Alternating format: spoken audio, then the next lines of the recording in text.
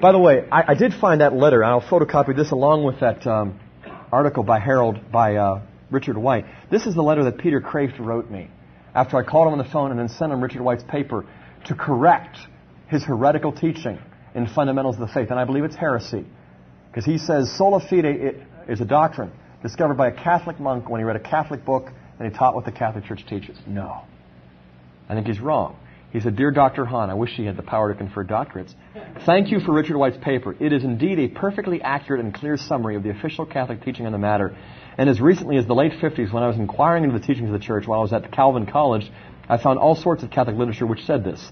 Literature written for ordinary Catholics as well as scholars. I fear that most Catholics today get almost no theology at all, much less anything this advanced. None of my Catholic-educated college students at Boston College can even state the doctrine of the Trinity in a way which avoids simple self-contradiction. Most have never even heard of grace. They have not been taught Catholicism but humanism.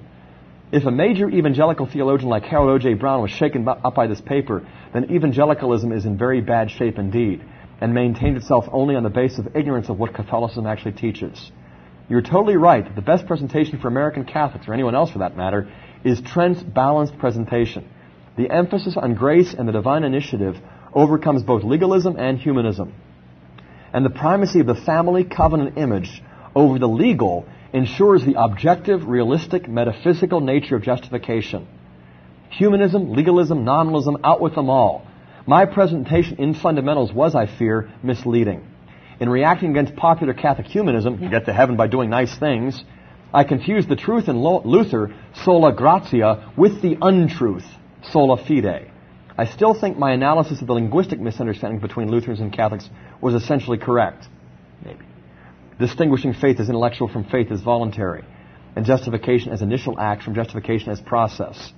And that these distinctions help a lot in clearing up misunderstandings between the two sides. I'm very grateful to you for this clarification. Usually one gets letters that ask and need and take your letter, and phone call was one that gave. Hope we can keep in touch. I value such input. This is back in '89, before we'd ever met. But this is, I mean, the guy's a brilliant scholar and a real gentleman, and he's taught me more than I'll ever teach him. But this is one thing I really believe is important. And anyway, let's get back to Trent, even just if we have just a few minutes left. Like, 1,